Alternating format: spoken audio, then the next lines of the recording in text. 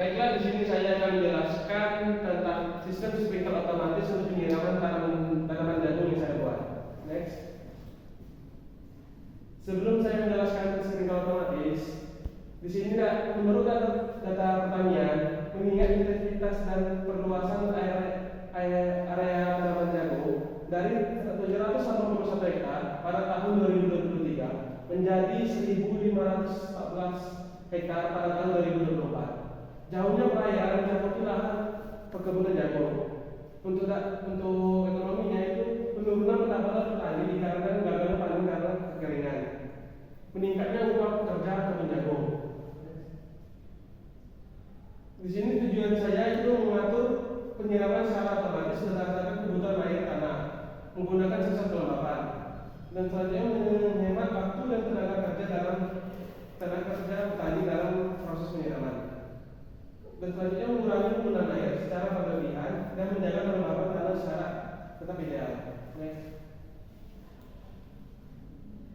Untuk goal perusahaan saya ini meningkatkan efisiensi dan produktivitas penyiraman otomatis dan menekan biaya operasional petani.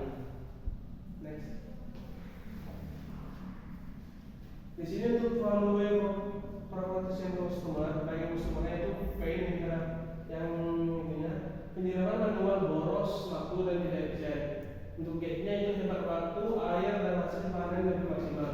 Untuk customer job-nya, sprinkler otomatis terus jagung dengan sensor kelembapan tanah dan sensor cuaca. Next. Yang untuk bagian produknya itu pain-nya itu penyiraman manual boros, waktu, tenaga dan air. Dan gate-nya itu hemat efisien dan hasil panen jagung meningkat. Untuk customer job-nya itu sprinkler otomatis dengan sensor dan timer mulai pasang dan digunakan. Next.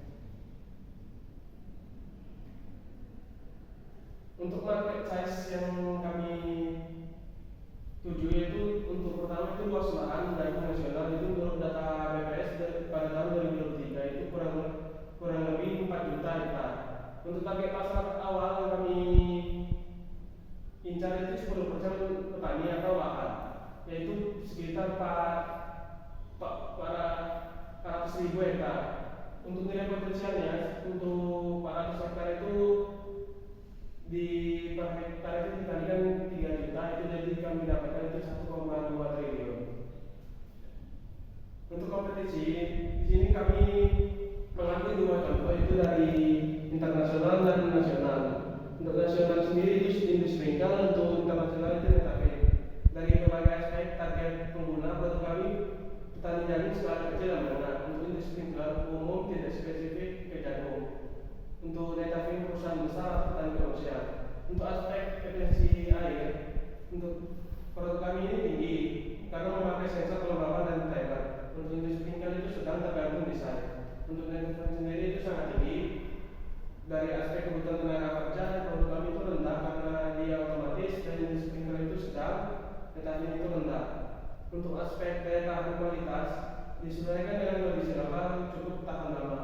Untuk Indusprinkle itu bervariasi, Netafim itu sangat baik. Untuk skalabilitas mudah ditanam ke lahan lain. Untuk Indusprinkle itu tergantung produk, dan Netafim ini tinggi tapi karena dia mahal.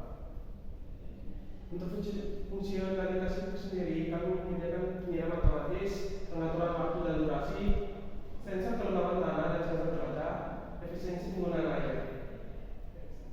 Untuk cara kerjanya sendiri itu dimulai dari yang di depan ini, itu dari mulai itu dia akan menginisiasi atau menghidupkan, lalu sensor kelembapan tanah akan bekerja itu jika tidak mendeteksi atau tanahnya itu masih di dalam lembab, dia akan bekerja berulang. Jika kelembapan tanah itu mendeteksi dia tanah itu kering, dia tekan, dan selanjutnya dia akan langsung memberikan sinyal ke sensor cuaca. Yang mana sensor cuaca ini jika dia mendeteksi mendung atau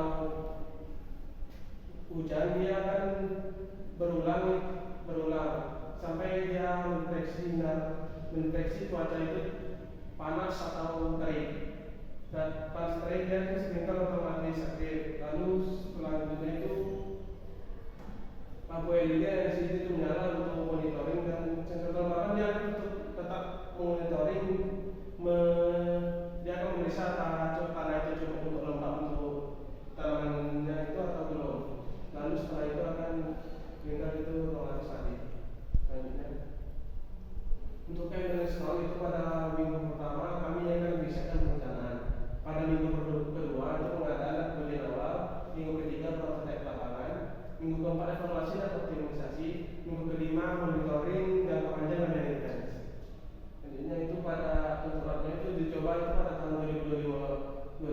uji coba di lahan pertanian jagung. Selanjutnya itu kami akan komersialisasi pada 2026, yaitu produksi massal dan peluncuran pasar. Selanjutnya itu kami akan ekspansi dan peningkatan pada 2027. Ekspansi ke lahan besar dan peningkatan fitur sistem. Next. Yang ini desain kami itu sebelumnya itu petani akan menyiram secara manual, itu dia akan membutuhkan banyaknya pekerja. Ketika sudah alat dipasang, dia kan semuanya kan otomatis jadi pekerja kan yang awalnya butuh banyak, jadi dia akan dikit hanya untuk memonitoring alatnya itu. Untuk DMC-nya itu, untuk di partner kami itu supply komponen sprinkler dan sensor, penyedia teknologi, distributor alat pertanian. Untuk activities itu pengembangan dan produk, desain dan manufaktur sistem sprinkler otomatis, uji coba dan validasi produk. Untuk irisannya itu teknologi sensor kelembapan dan timer otomatis, dan R&D penelitian dan pengembangan, fasilitas produksi dan gudang. Untuk volume produksi meningkatkan sistem penyimpanan, penyiraman tanaman jagung, hemat waktu dan tenaga, otomisasi penyiraman, penghematan air dan biaya operasional, meningkatkan hasil panen dengan penyiraman yang berdiri. Untuk customer relationship, pelatihan penggunaan pemasangan listrik sistem, layanan pelanggaran 24/7, yaitu untuk kebutuhan teknis, pemeliharaan dan servis rutin, komunikasi melalui aplikasi mobile. Untuk channel yang dapat menghubungi kami itu toko awal pertanian dan distributor lokal, e-commerce dan pelatihan platform digital, pemasaran langsung ke petani dan organisasi pertanian. Untuk customer segmen itu petani jagung skala kecil hingga menengah, perusahaan skala besar mengelola lahan jagung luas, dan instansi pemerintah dan LSM yang fokus pada pertanian berkelanjutan. Untuk kos konstruktur, biaya produksi dan manufaktur, biaya pengembangan teknologi aplikasi, biaya pemasaran dan distribusi, biaya layanan purna jual dan pemeliharaan, serta biaya riset dan pengembangan produk. Untuk FV Stream sendiri itu penjualan sistem sprinkler otomatis per hektar, paket instalasi dan pelatihan, layanan pemerintahan, pemeliharaan dan perbaikan, model berlangganan untuk layanan aplikasi dan analitik. Baiklah, itu yang dapat saya sampaikan. Sekian dari saya, terima kasih.